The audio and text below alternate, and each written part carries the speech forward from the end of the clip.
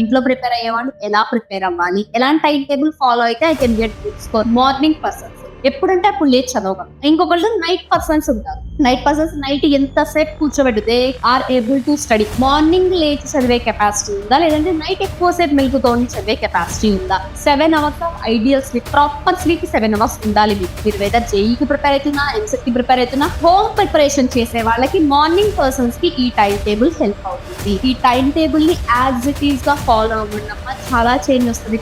మీ preparation లో కూడా చాలా చేంజ్ వస్తుంది.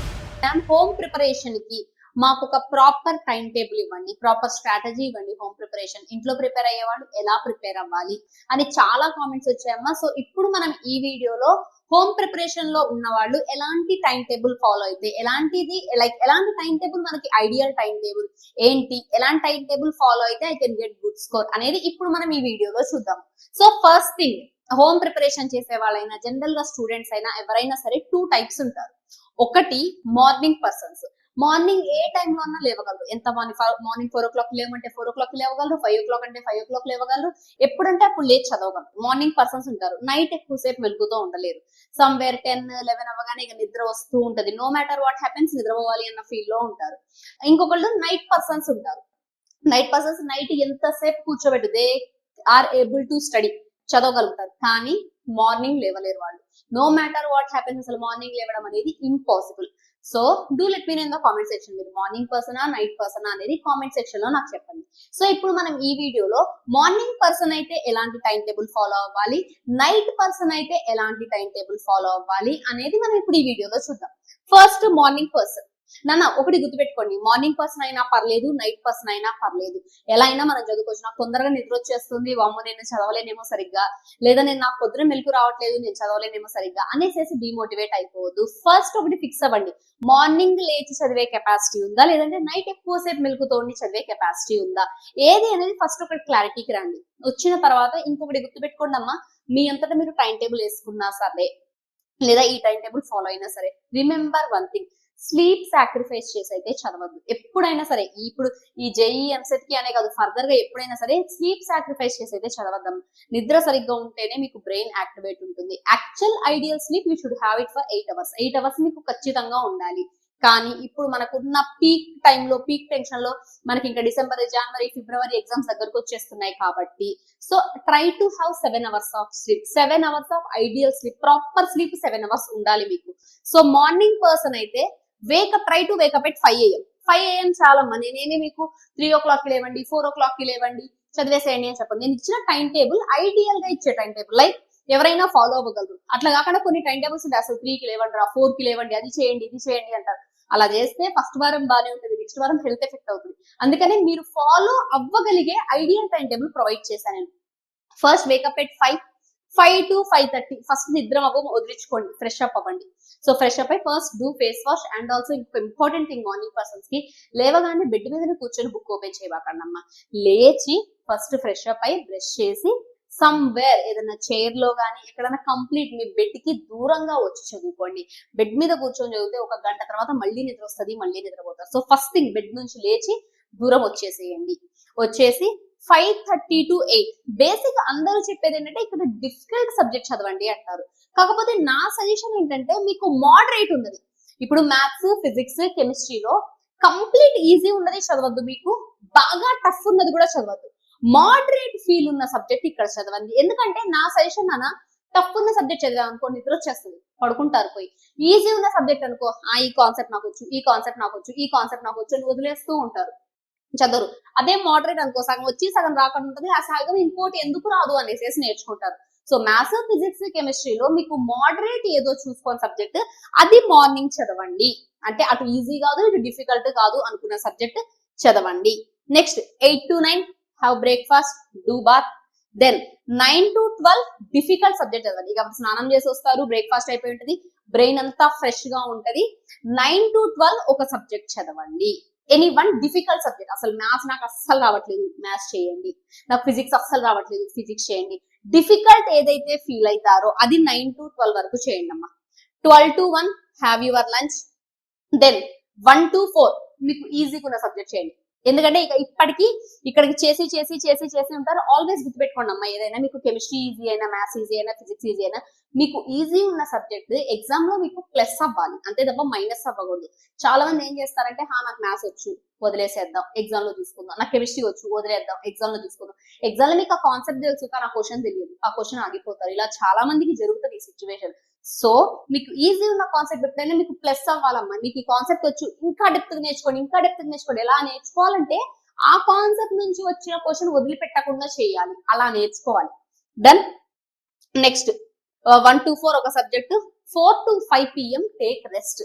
Better go for a walk, ఏదో టెర్రస్ మీద కానీ, బయట ఎక్కడైనా పార్క్ ఉంటే పార్క్ కానీ, లేదా జస్ట్ అలా ఇంట్లో అయినా సరే కాసేపు వాక్ చేయండి. కొంచెం అన్న ఫిజికల్ యాక్టివిటీ ఉండాలి మీకు.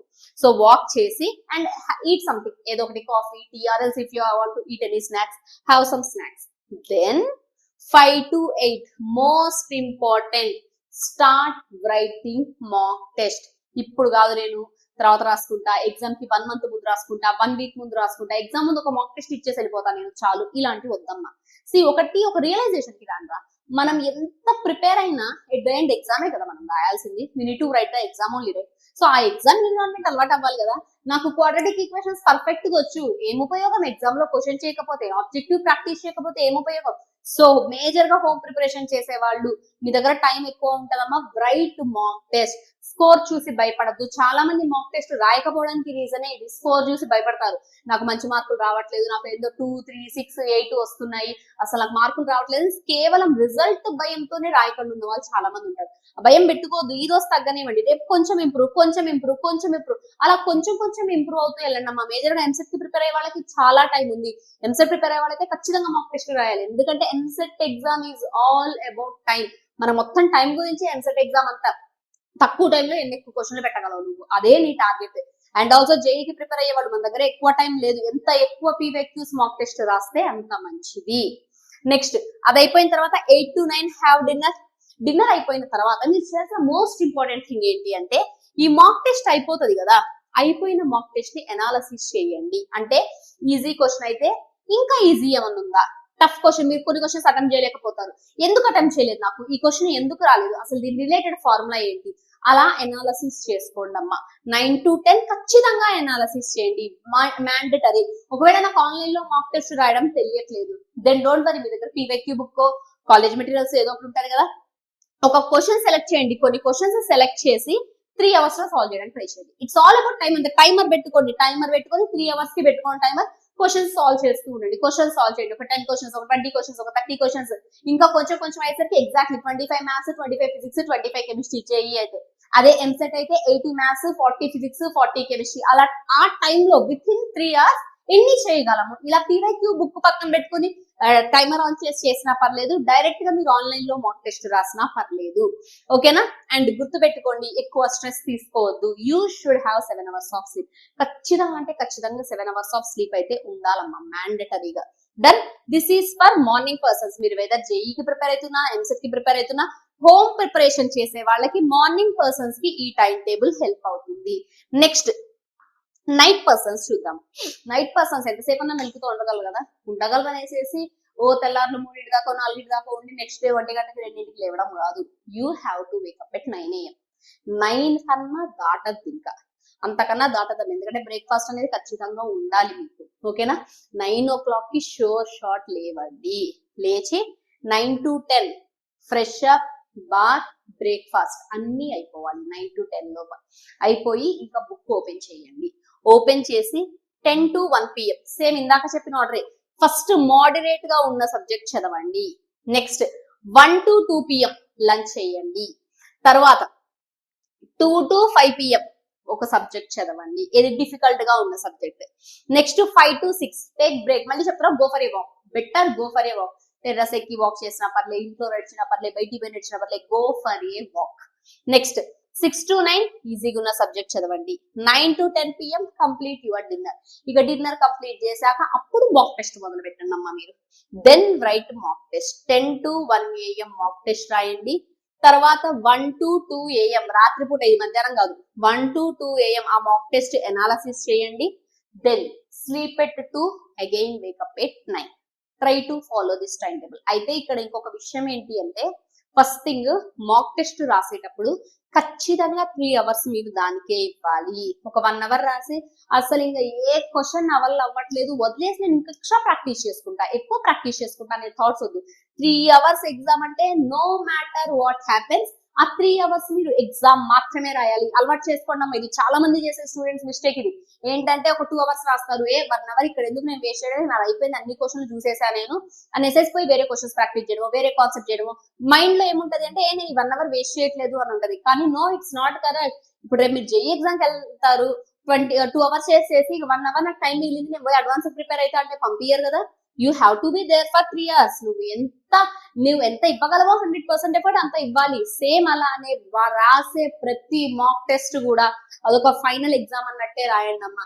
ఇంట్లో కూర్చున్నా కదా, లేదా ఒక 1 అవర్ కాల్ వచ్చింది బయటికి పోతాను, లేదా కాసేపు రీల్స్ చూస్ చేస్తాను, అలా కాదు. 3 అవర్స్ ఎగ్జామ్ అంటే నో మ్యాటర్ వాట్ హ్యాపెన్స్, ఆ 3 అవర్స్ ఎగ్జామ్ మాత్రమే రాయాలి. అది ఒకటి గుర్తుపెట్టుకోండి మాక్ టెస్ట్ చేసే దగ్గర. ఇంకొకటి, ఇక్కడ సబ్జెక్ట్స్ కి 2 అవర్స్ 3 అవర్స్ ఇచ్చా కదా, జస్ట్ చదవడం కాదమ్మా. ఒక 1 అవర్ చదవండి, ఒక 1 అవర్ పీవైక్యూస్ ప్రాక్టీస్ చేయండి. If you are at the initial stage, okay చదవడం ఫైన్. బట్ ఒక వారం 2 వారాలు అయ్యాక ఒక 1 అవర్ చదివి 1 అవర్ పీవైక్యూస్ ప్రాక్టీస్, ఒక 1 అవర్ చదివి 1 అవర్ పీవైక్యూస్ ప్రాక్టీస్. 3 అవర్స్ ఇచ్చిన దానికి ఒక 1.5 అవర్ కాన్సెప్ట్ చదివి ఆ 1.5 అవర్ పీవైక్యూ ప్రాక్టీస్. అంతే తప్ప కంప్లీట్ 3 అవర్స్ చదువుకోవడానికి, కంప్లీట్ 3 అవర్స్ 1 షాట్ లో చూడడానికి పెట్టుకోవద్దు.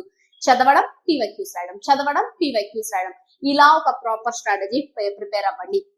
సో ఇప్పుడు ఏం చేస్తారంటే మార్నింగ్ ఆర్ నైట్ ఏదో ఒకటి ఫిక్స్ అయ్యి ఒక 1 వీక్ కి టైం టేబుల్ వేసుకోండి అమ్మా. అంటే డే 1 మ్యాథ్స్ ఇచ్చేస్తా, ఫిజిక్స్ ఇచ్చేస్తా, కెమిస్ట్రీ ఇచ్చేస్తా.